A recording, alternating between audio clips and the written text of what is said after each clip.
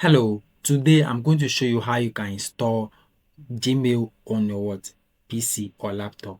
Now, what you want to do first, you want to head over to googlechrome.com. Now, if you don't have Google Chrome installed, I already have a video on how to install Google Chrome on my channel. You can check it out and install Google Chrome. Now, once you install Google Chrome, you have to make sure you are signed into the account that is connected to the Gmail you want to have on your computer. So now what you want to do is you want to click on the Google apps. You can see I've already signed into my Google account right here in my Chrome. So the next thing is you go to your Google apps option here. Now when you go here, if you scroll down, you see your Gmail here. You can click on the Gmail, or you can just search for gmail.google.com.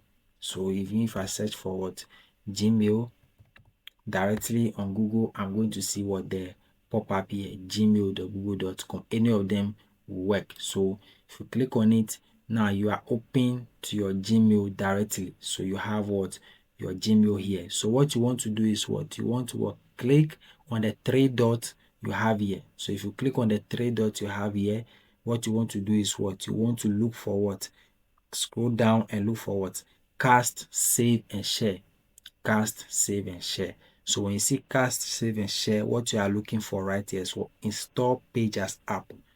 You see the option here that says install page as app. That is exactly what you are looking for. Once you see that install page as app, you click on it. Now it's going to prompt you, do you want to install this page as app? Yes, you want to go and click install. Now this is going to install your Gmail or your Google Gmail page as app. So you can close everything, you are good to go. Now when you come to your desktop, you see your Gmail here.